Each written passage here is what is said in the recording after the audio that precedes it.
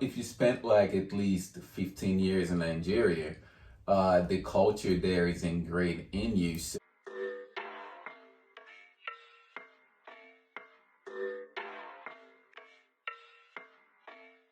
Hey tribe, this is Suya and Sorrel, and welcome to our channel. Hey Cabo. Hey tribe. Well, welcome back to Thoughtful Sunday. Today we have a very special guest with us, Bams, the infamous Bams. Infamous. Welcome, Bams. Thank you. All right, so you guys have heard her voice in some of our videos. You've actually seen the silhouette of her Maybe a finger. in Skit Saturday. That was her. And she's actually my baby sister, and she's my fiance's best friend. So you guys know if they gang up on me today, you know exactly where First that's of all, coming from. We would never. You guys remember that skit is not actually a skit. That is how they treat me. That is so a skit. That was an SOS. He loves to cook. Somebody help. Don't They make me go in the kitchen and cook. But anyhow, we digress. So today, in honor of our Black History Month, we decided to speak about something in regards to the Black culture, in regards to Black history. And while we're discussing about the topic, we actually decided we're gonna address the elephant in the room, because all three of us are we're immigrants. So we have one thing that we've noticed in common since we've been here, which is the underlying tension between Black Americans and Black immigrants in the country. So today we're gonna give a little of perspective of our opinion of why we think that happens, why that tension exists, what causes that tension to exist, and in addition to that, what do we think or the steps we can actually take in coming together as a culture, as a people, because to be honest, we're all seen as Black, regardless of where you're from, you're seen as a Black person. So how we can move together as Black people. So Sorrel is actually gonna get us started today. She's gonna speak about her experience. Sorrel? Oh, hi tribe. My name is Sorrel. I was born in Jamaica. I came here at the tender age of approximately 4, and I've been here ever since. Bams. Hi, I'm Bams. I was born in Nigeria and I came here when I was quite young at the tender age of 10. And I have been here ever since. Well, hi tribe. I am Suya. I've been here since 2000, so I've spent more than half of my life here. I was born and raised in Nigeria, partially raised in Nigeria. And one thing I would say since I've got here was I actually did not know that I was a Black person until I got to America. That's when I realized I was actually different, or a different type of Black person, because I just saw myself as an individual. So that was a little bit of a culture shock for me. So Sorrel, what was your first experience, I guess I would say negative experience with Black Americans in this country? I think for me it was in school, because of course we came back when we were young. I came back when I was 4, right? But in Jamaica, you go to school at a young age. So it was weird that I was going to school. My brother wasn't going to school, because in Jamaica, we both were going to school. So of course at that young time, I had my accent, and you know, I didn't know I had an accent, right? So like people are making fun of you of like how you pronounce your words and how you spell, right? Because we spell like color with a U, we spell flavor with a U, right? So it's just like, oh, that's not how you spell that word. And I mean, you're not gonna go back and forth with your teacher, but you know, that was that. But the most prominent one I can remember is like in middle school, like it's like, oh, you're Jamaican, so you smoke weed. And I'm like, I don't smoke. Or, you know, it's like, you're a monkey, do a dance, say a slang. Like, you know, it's like they want you to perform for them. And it's like, no, I'm a person. I'm not here to entertain you. Like, if you want to learn about the culture, I'll explain it to you, but I'm not your guinea pig test dummy dance monkey. Sorry. Nice. And I think I just want to clarify that these were experiences because we're predominantly around other Black people. Yes. And at least for myself, I wasn't exposed to a lot of white people until I eventually went to college. So most of my initial experiences with American culture did center around Black Americans. And I came here and I started the 6th grade. And I remember, saying things around yourself, the comments around my accent, being asked like, how could I even speak English since I'm from Africa? Oh, somebody asked you that? Oh, yeah. They were shocked that I actually wore clothes because they thought I dressed like Tarzan. I'm not going to entertain you. I'm really not. They were like, you don't swing from trees? And I distinctly remember that because I was like Tarzan? And they were like, you don't got lions in your backyard? And I was like, no, the lion is in a zoo, not in my backyard, or cheetah either. But anyway, so those were the kinds of experiences that I had, and I think it was shocking because I just thought home was home, and I didn't know it was so wide. I couldn't understand why they had these beliefs of where I came from that were so wildly inaccurate. Yeah. From my experience, I wore jeans. Jeans were not a mystery. I, wore what would be considered Western clothes while wearing my native clothes as well. Right. Watch TV, read books, listen to music. All went the to same the library, things, went to the beach. But it seemed like they expected a much more primitive experience of life from me. Right. And I was very shocked. As for me, I'll say it's very identical and very similar to what both of them said. I actually came here and I was supposed to be a senior in high school, but because of my age, I was put back as a junior. So with that being said, that already kind of ticked me off. So with that being said, I had these guys that I was wearing Timbs, and they came up to me and they're like, oh, you guys have that in Africa, take those Timbs off. So I'm like, what? What? I don't think so. A word, I'm not taking it off too, come take it off my feet. So I was actually about to get into a fight my first day of school because some guy had tried to jack my Timbs. And I learned that from, watching movies and, people try to pick on you because you're the new kid in school, so they try to pick on you.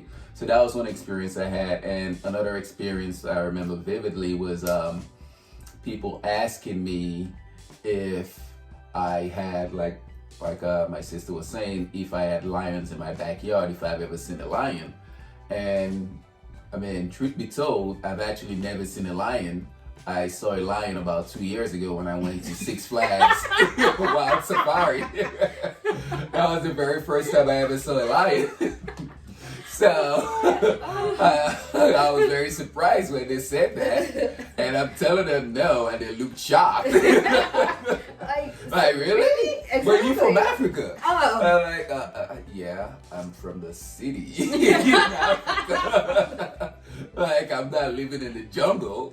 So they were expecting me, to come from like huts and, swinging from trees, living like Tarzan. Literally, I guess that movie put whatever image they thought Africans were in their head. And we're not going to play Tarzan. Yeah, so don't do Tarzan. I love that movie. So when I got here, it was a culture shock for me because I didn't realize how much of little information they had about Africa. And so that was one thing that I did not find too pleasing. At some point, it just got very frustrating, and later on, I just had to laugh because I got tired of getting upset and getting mad and trying to correct them. So I was like, all right, I'm just gonna laugh with you and be giving a hee joke like, oh, you speak English. Where did you learn English? How did you learn to speak English? I'm like, we were colonized by the British.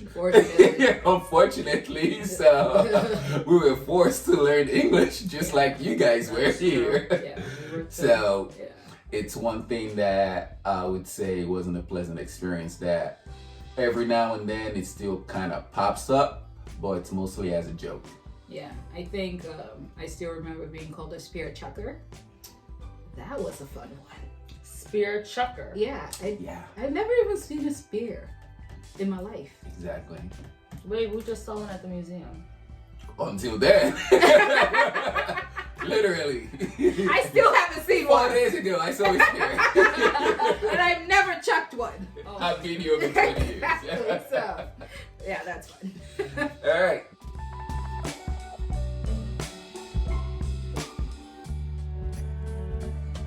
I'm going to start this off. So, personally, before I actually knew anything about Black history, I thought they were lazy. I thought they were ignorant. And I thought they lacked motivation to try to be successful and to get things done. Now that I've actually learned more about the history of why they're where they are or what has happened to them, and actually I've gotten to know them a lot more by interacting with them, those negative biases, those negative perspectives have actually eroded, and I've got more of a better of an understanding of how I feel about them. It's completely changed. It's done actual 180. So there are no negative emotions with that. So Bams, what? Yeah, I think when I came, I was too young to really have specific thoughts about them. Right. To me, they were just, black people. Right. Right. But as I got older, I started noticing that family members had negative thoughts about Black Americans. And those family members came here later in life. Yes. So they lived in Nigeria. Yeah. Right. And I think, like I said, family had negative thoughts around it, and after speaking to some of them, it all seemed to stem from an ignorance in terms of media, in terms of education or lack thereof around what African Americans had to endure in this country, and the representation that African Americans have had in the media, in terms of they're always like gangsters or something, like their roles are extremely limited. Like growing up, I feel like all the positive families that I saw were always white in Nigeria, but like, if I saw a Black person in a show, it was always like someone with a gun, someone doing drugs, someone. Correct. And so it started. The typical bad guy. Yeah, obviously, like I didn't ingrain that because for me, I was too young to understand anything. Right. But I'm sure as other people kept seeing it, they weren't seeing, the trifecta of Nigerians, which is doctor, lawyer, engineer. They weren't seeing those black representation of that in the media. Literally, that's what they push. Yes, and then all they saw is the rappers, which, good Lord, don't tell a Nigerian parent you want to be a rapper. It's like, oh God, my child. Exactly. What are you going to do with your life? So, I think all of that just culminated in immigrants coming here with this predisposition to negative thoughts around African Americans. Yeah, because when you spoke about the education part, we were actually never taught anything about slavery in Nigeria. Really? No. Nope. I mean, we knew slavery happened. I didn't know slavery happened. I mean, we knew like they captured people, because that's part of the thing. Like, some of our ancestors were taken away. But we just did not know how bad it was over here. Okay. So that's crazy. What most Africans think is the same kind of slavery that happens in Africa, which is more of an indentured servitude kind of thing, and you can end up buying your freedom. Shaka Zulu was actually one of those. It was a slave that ended up becoming a king. So that's something that we thought was going on, not the crazy messed up things that they actually did to blacks here. Wow, that's amazing. So that's one of the ignorant things that on our part, when we have all these negative biases or perspectives of Black Americans, we actually don't know what they've been through. So we shouldn't really think about them because we've never been in your shoes. Yeah. Media? What do you think about the media perspective-wise? Does that play a role as well? Of course, I mean, first of all, when you look at the media, it's like bad, bad, bad, bad, bad. A good highlight, and then bad, bad, bad. And then most of the time, what is it? Oh, a black man was seen robbing, mugging, whatever. Even if something happened, even if you compare black and white, right? Like when Trayvon Martin, right, got shot, like the news was like this thug, right? And then versus when the other boy like shot up the school, it was like, oh, poor so and so. Like even the headlines like portrays that negative image. He has mental issues. Right? And then like he needs to be checked out. them. And now like, oh, thug, I feel like shoots up. the media makes you scared, makes you afraid. And you know, if you've never met an African American black person, you would be afraid and you would assume that they're a killer, they're a drug dealer, they're a whatever. So of course the media kind of, if people don't think for themselves, it forces a narrative on them that they accept. Exactly. The media strategically dehumanizes African Americans and just black people in general, while playing up the humanity of white people. Yeah, they're always the saviors. Mm-hmm. Correct.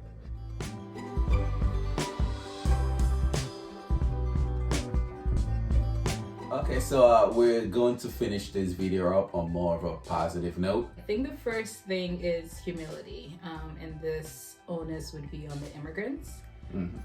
Anyone visiting another country, I always think the best thing to do is at least learn a little bit of the culture, people's experiences, so you can go there without being disrespectful. Correct. Okay. And most importantly, I think immigrants who are coming here, and a lot of them do end up being successful in some cases, don't acknowledge the sacrifices that a lot of Black Americans had to make in order for Black people in general to be successful in this country. You know, the long forgotten heroes, the, you know, years of slavery and beyond, who had to fight for the rights in order for immigrants to then be able to come here and take those opportunities to be able to, you know, even go to school.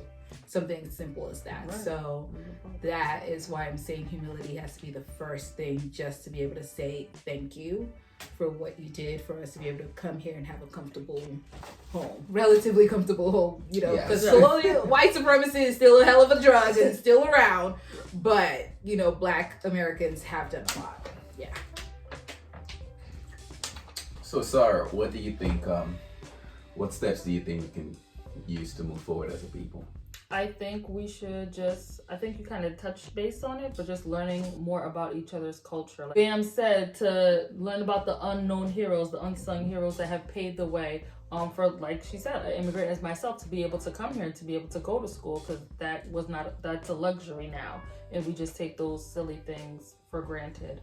So I think just learning about the culture, the food, the music, you know, why we eat the certain things that we eat, you know, the language, the music, just everything, just learning more about each other's culture and just coming as a blank slate and being open and not judging and leaving all those biases behind, because at the end of the day, we all have a lot of similarities that we probably don't even realize. Correct.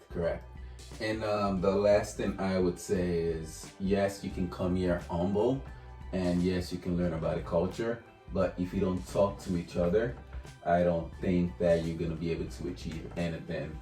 So to me, I think talking to each other and actually interacting with one another, that's the way you can tie up all the loose ends. Because you can learn about the culture all you want. If you don't understand why they're doing it, all you're doing is reading a book. Mm-hmm. And the same thing, like you can come here humble and being that, oh, I'm grateful and thankful for giving me the opportunity to, you know, come here and establish a home for myself, for my family.